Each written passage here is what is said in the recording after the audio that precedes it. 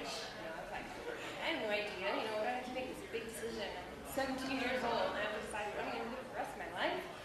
Really? And it seems like since a lot of you also had that same, challenge that you were dealing with, it's very stressful. So I went to college. I changed majors a couple of times. But even after that, I still wasn't really feeling like I was pursuing, my destiny, what I was meant to do. One experience that I did have in college, which was probably the biggest thing that I took away from it, was participation in a national service organization. Alpha Phi Omega, it's a co-ed national service fraternity, and all we do is community service, pretty much.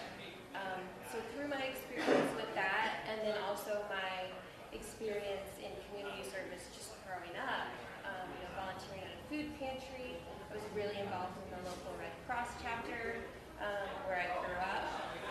I knew I wanted to do something to help people. But, like so many other people who are graduating from college and feel all this pressure to go out and get a job and make a bunch of money and, do what you're supposed to do in your life, I was really clueless. And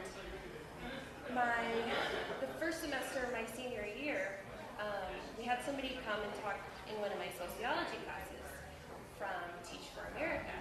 And I thought, what, that sounds really cool, except for the fact that I do not want a whole classroom of children, and have to teach them.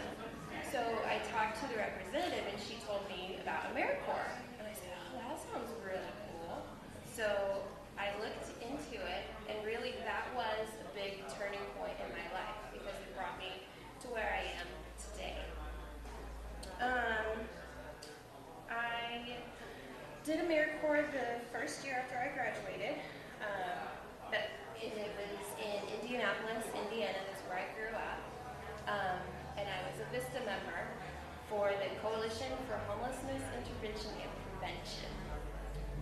While I was there, I was a community relations specialist, so I raised awareness about homeless issues, helped coordinate special events, managed volunteers, assisted with stakeholder meetings, and really one of my biggest accomplishments out of that was helping to organize the first Project Connect. Are any of you familiar with Project Connect? You maybe heard of it? It is something that is done here in San Diego. Interestingly enough, through my work, I was a participant, one of the service providers at the event this year.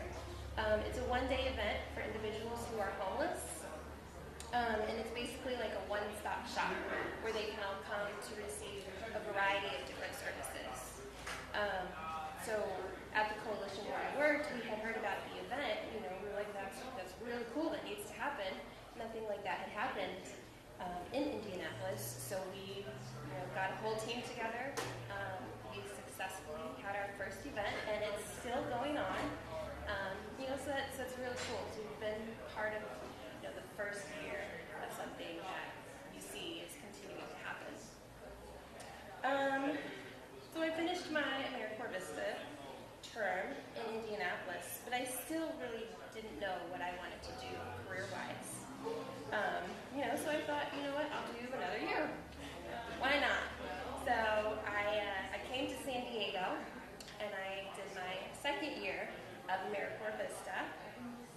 This time I was with the Pangea Foundation, which is a company that creates software for case managers who provide services to individuals in low-income housing,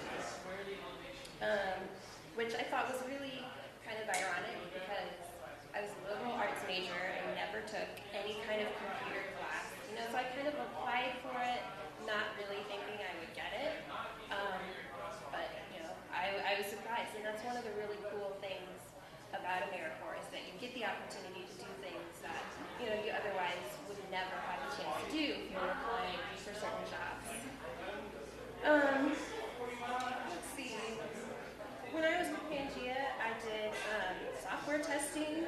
I provided training and technical support to the users. And really one of the neatest things that I did when I was there was to Biloxi, Mississippi. And it was almost exactly 2 years after Hurricane Katrina hit that area. The reason that we went was to train financial counselors who were distributing FEMA funds to families to rebuild their houses. So we went down there to train the counselors, and I was just completely blown away by the fact that it had been 2 years, and it looked like it got hit yesterday. Like Biloxi, it still was pretty much a ghost town. There was one hotel that I think had been rebuilt, which was where we stayed. But that whole experience was just, unbelievable and really unforgettable.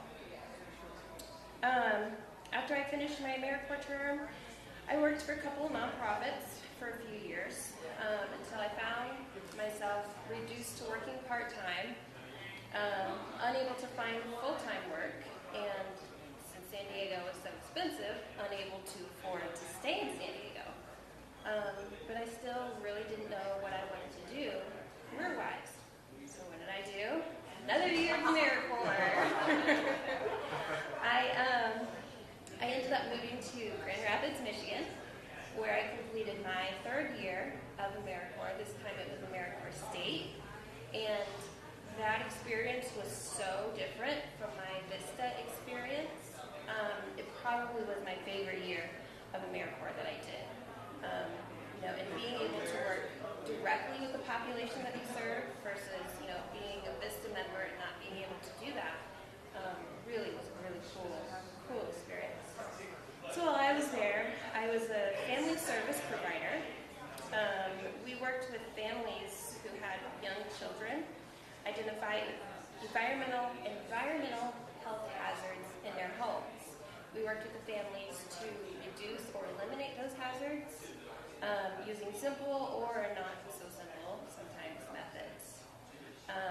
And really the things that I saw and experienced that year were unforgettable. One of the things that I never expected was very quickly I got over my fear of cockroaches.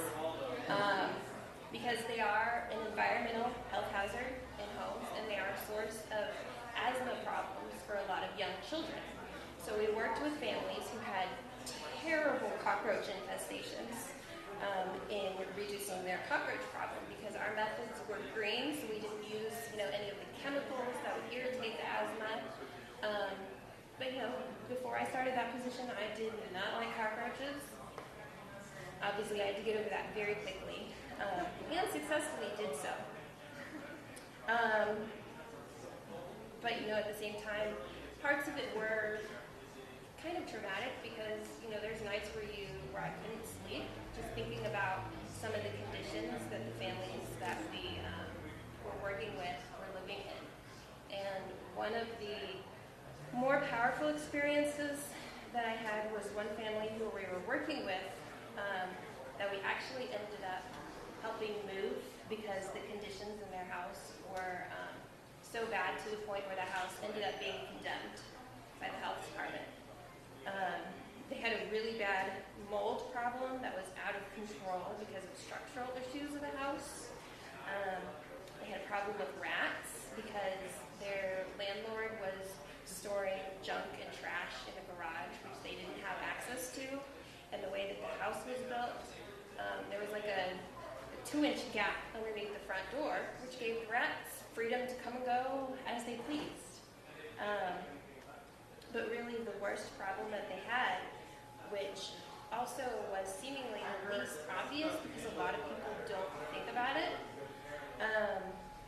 was the lead in the home that was coming from peeling paint, all over the house, and that was settling on the windowsills there.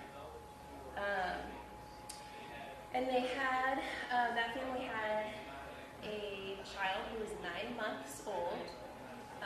After we completed our assessment of the house and we were doing education with her, we told her, because of this house, you really need to get your child tested and checked for the blood lead levels that she had. And so she did. She took her child to get tested. Um, and just for a little bit of background, a blood level of 5 is considered to be at risk for lead poisoning. And most of the times, those levels are reported to the health department. And the little girl who got tested, her levels were at 50, and they ended up putting her in the hospital immediately, because her levels were so high. And she was only 9 months old. Most people wait until the 1 year mark to get their child tested. But because of the situation in the home and our encouragement, to get her tested, it was that much more important. So about 10 months later, after she was hospitalized, we reconnected with the family. Her mom told us that the blood levels were down to 15, which, while significantly better than 50, is still pretty high since 5 is at risk. But I know that through the work that we did with that family, while I was with that organization, we really saved that little girl's life. Which is something that you really don't forget. And it's because of AmeriCorps that I had experiences like that, and why I stay in nonprofits, and hopefully will continue to do so